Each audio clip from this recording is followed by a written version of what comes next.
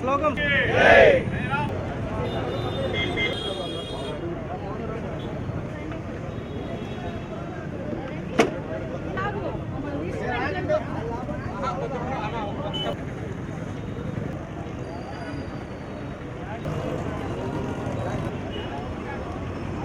పెట్టేదాన్ని ఎవరు కదలరు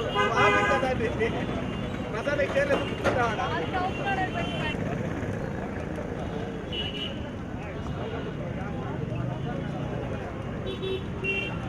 అందరికీ నమస్కారం. ఏదైతే 2 రోజుల క్రితం కాశ్మీర్ లోయలోని పహల్గామ్లో ఉగ్రవాదుల చర్య జరిగిందో జనసేన పార్టీ తరపు నుంచి దాన్ని ఖండిస్తూ చనిపోయిన కుటుంబాల వారికి సంతాపం తెలియజేస్తూ ముఖ్యంగా మన ఆంధ్ర ప్రాంతానికి సంబంధించిన వాళ్ళు కూడా 2 కుటుంబాలు ఉన్నాయి. ఆ మృతుల కుటుంబీకులకి జనసేన పార్టీ తరపున, గుంటూరు జిల్లా జనసేన పార్టీ తరపున సంతాపం తెలియజేస్తూ ఖచ్చితంగా ఆ కుటుంబాలకి జనసేన పార్టీ తరపు నుంచి రానున్నటువంటి కాలంలో అండగా ఉంటామని చెప్పేసి పవన్ కళ్యాణ్ గారు ఇచ్చినటువంటి మాటని ఆ కుటుంబీకులకు తెలియజేస్తూ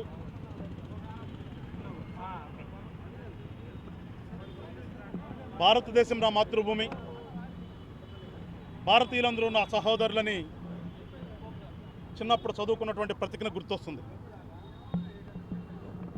అది యావత్ భారతదేశంలో ఉన్నటువంటి, భారతదేశంలో పుట్టినటువంటి ప్రతి ఒక్క వ్యక్తికి కూడా చెందుతుంది అని భావనతో ఆ రోజున మేము చదువుకునే రోజుల్లో ఉండేవాళ్ళం. కానీ దురదృష్టవశాత్తు ఈ కాశ్మీర్ లోయలో స్వతంత్రం వచ్చిన దగ్గర నుంచి కూడా ఆనాడు మహనీయులు స్వతంత్రం కోసం పోరాటం చేసి బ్రిటిష్ నుంచి స్వాతంత్రం తీసుకున్నాం. కానీ కొన్ని చర్యల వల్ల పాకిస్తాన్ విడిపోవటం, ఇటు భారతదేశం అటు పాకిస్తాన్గా విడిపోయిన తర్వాత ఎవరి పరిపాలన వాళ్ళు చేసుకుంటూ వస్తున్నప్పటికీ కూడా ఆ కాశ్మీర్లో ఉగ్రవాదులమని చెప్పుకుంటూ మరి ఎక్కడ పుట్టారో వాళ్ళు నాకైతే అర్థం కావట్లేదు.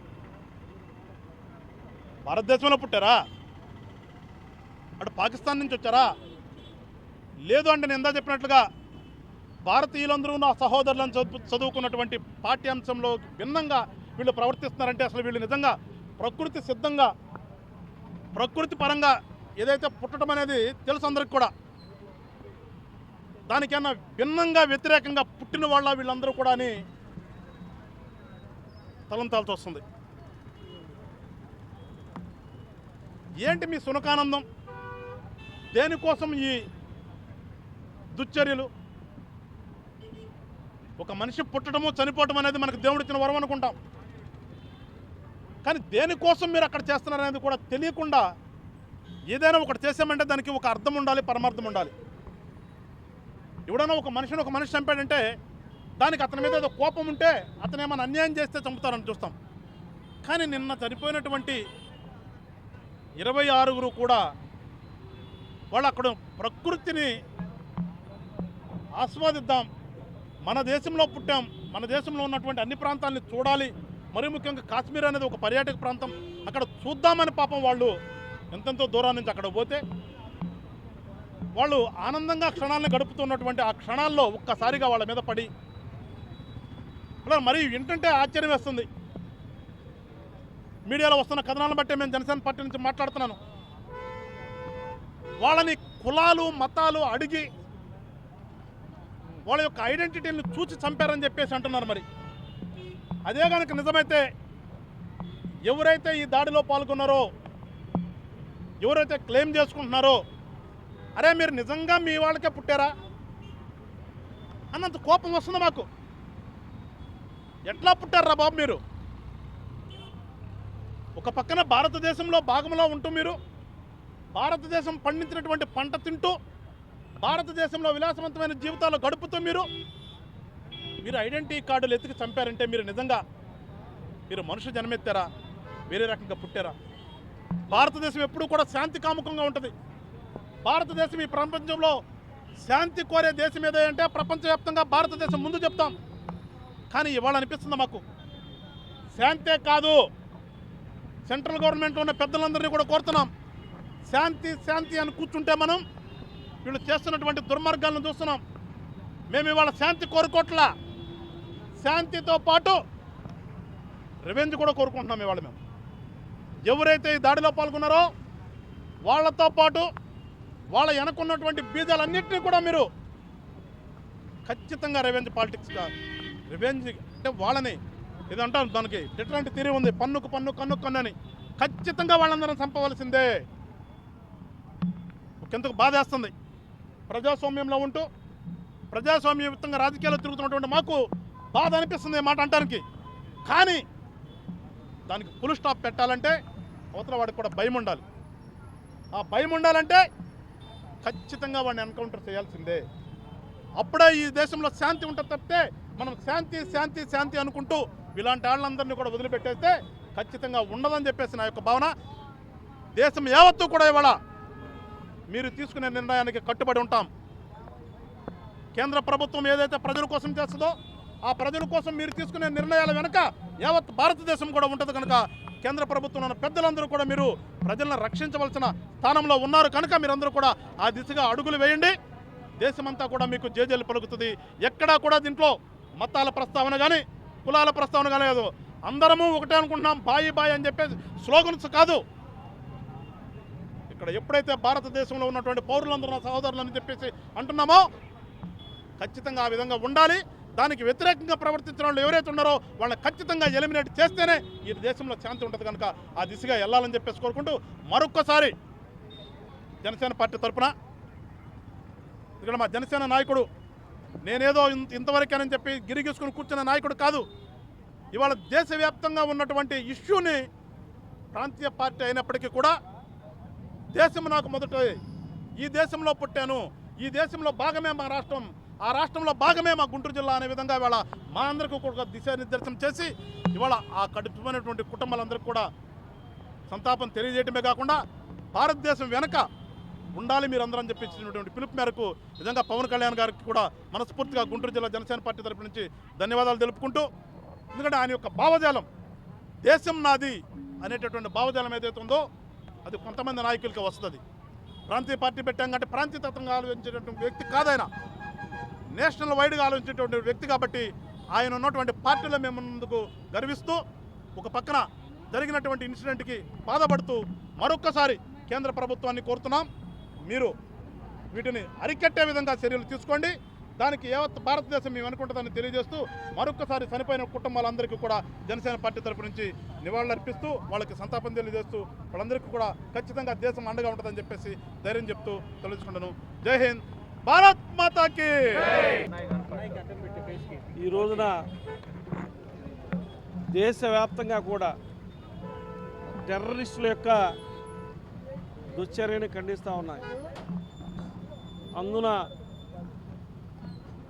ప్రజలంటే ఎంతో బాధ్యతగా ఉన్నటువంటి కూటమి ప్రభుత్వం, ప్రజల కోసమే పనిచేస్తున్నటువంటి కూటమి ప్రభుత్వం ప్రజా సమస్యలపై మరీ ఎక్కువగా పనిచేస్తున్నటువంటి మా జనసేన నాయకుడు పవన్ కళ్యాణ్ గారు ఈ యొక్క దుశ్చర్య వల్ల కలత చెంది ఉన్నారు. అందుకనే వారికి సంతాపం ప్రకటిస్తూ వారి కుటుంబానికి మేమేం చేయలేకపోయినా కూడా సంతాపం ప్రకటిస్తూ 3 రోజుల పాటు జనసేన పార్టీ తరఫున నిరసన కార్యక్రమాలు తెలియజేస్తూ ఉన్నాం. ఎవరైతే ఈ దుశ్చర్యకు పాల్పడ్డారో వారిని కఠినంగా శిక్షించాలని, మరలా కూడా ఇటువంటి పని చేయాలంటే టెర్రరిస్టులు కూడా భయపడే విధంగా కూడా ఈ ప్రభుత్వం చర్యలు తీసుకోబోతూ ఉంది. మేము వారికి కూడా ఒకటే విజ్ఞప్తి చేస్తూ ఉన్నాం, మనుషుల ప్రాణాలు తీయటం అనేది మీకు అంత సులువైన పని అయితే మనుషుల ప్రాణాలు నిలబెట్టడం అనేది ఎంత కష్టమో మీరు ఒకసారి ఆలోచించాలి. మీరే మనిషిగా మనం పుట్టడమే ఒక అదృష్టం అయితే ఆ అదృష్టాన్ని కాలరాసేటువంటి నిర్ణయాన్ని మీరు తీసుకోవడం చాలా దురదృష్టకరం. ఆ భగవంతుడు మిమ్మల్ని చూస్తూ ఉన్నాడు. మీకు కుటుంబాలు ఉన్నాయి. కుటుంబం పడే వేదనని మీరు అర్థం చేసుకోవాలి. అందుకనే టెర్రరిస్ట్గా ఉన్నటువంటి ప్రతి ఒక్కరిపై కూడా కూటమి ప్రభుత్వం చర్యలు తీసుకోబోతూ ఉంది. దీని వెనక ఎంత పెద్ద దేశం ఉన్నా కూడా వారిని కూడా వదిలిపెట్టబోమని చెప్పి కూడా ఈ ప్రభుత్వ అధినేతలు చెప్తా ఉన్నారు. మేమందరం కూడా వారి కుటుంబాలు ఎవరైతే ఈ దుశ్చర్యలో చనిపోయారో వారి కుటుంబానికి ప్రగాఢ సానుభూతి తెలియపరుస్తూ 3 రోజుల పాటు జనసేన పార్టీ తరఫున పవన్ కళ్యాణ్ గారి యొక్క సూచనల మేరకు మేము సంతాప దినాలు ప్రకటిస్తూ వారి కుటుంబాలకి మరొకసారి మేము వారికి ఈ యొక్క సానుభూతిని జనసేన పార్టీ తరఫున పవన్ కళ్యాణ్ గారి తరఫున గుంటూరు జిల్లా జనసేన పార్టీ తరఫున తెలియజేస్తాం. జరిగినటువంటి మారణ హోమాన్ని ఖండిస్తూ మరి దేశవ్యాప్తంగా జరుగుతున్నటువంటి నిరసనలో భాగంగా అలాగే మన రాష్ట్రంలో ప్రప్రథమంగా మరి పవన్ కళ్యాణ్ గారి నాయకత్వంలో జనసేన పార్టీ కూడా ఈ దుశ్చర్యని తీవ్రంగా ఖండిస్తూ నిన్న క్యాండిల్ విజిల్ ఏర్పాటు చేయడం జరిగింది. ఇవాళ రాష్ట్ర వ్యాప్తంగా ధర్నా కార్యక్రమాలు చేయడం కూడా జరుగుతుంది. ఇక్కడ గుంటూరు జిల్లాలో శ్రీ గాది వెంకటేశ్వరరావు గారు మా అధ్యక్షుల ఆధ్వర్యంలో మా సంఘీభావాన్ని కూడా పవన్ కళ్యాణ్ గారికి తెలియజేయటం, తద్వారా పవన్ కళ్యాణ్ గారు ఆంధ్రప్రదేశ్ ప్రభుత్వం తరఫున కానివ్వండి, భారత ప్రభుత్వం తరఫున కానివ్వండి ఈ ముష్కరుల్ని పట్టుకుని ఏరిపారేయాల్సిన అవసరం ఉందని, వాళ్ళ మీద కఠినమైనటువంటి చర్యలు తీసుకోవాలి, వాళ్ళని శిక్షించే విధంగా వీళ్ళు ఏ చర్యలు తీసుకున్నా కానీ ఒక సైనికుడిగా కార్యకర్తలుగా మా సపోర్టు పార్టీ తరఫున ఉంటుంది. పార్టీ అండ ఈ ప్రభుత్వానికి ఉంటుంది. కాబట్టి మరి నిర్మోహమాటంగా ఈ టెర్రరిస్టులని ఎవరైతే క్లెయిమ్ చేస్తున్నారో లష్కరే తోయిబా వాళ్ళు మేము చేసామంటున్నారు, వాళ్ళ కాదా నిర్ధారించుకుని డెఫినెట్గా వాళ్ళ మూలాలను ఎగిరేయాల్సిన టైం ఆసన్నమైంది. దానికి ప్రభుత్వానికి అండగా ఉండాల్సిన టైము. యావత్ భారతదేశం కూడా ఇలాంటి చర్యల్ని ఖండిస్తూ ప్రభుత్వం తీసుకునే ఏ నిర్ణయానికైనా మద్దతు ఇస్తూ ప్రభుత్వానికి అండగా ఉన్ననాడే ఇలాంటి మారణ హోమాలు తగ్గుతాయి. వీటిని మనం నిరోధించగలుగుతాం.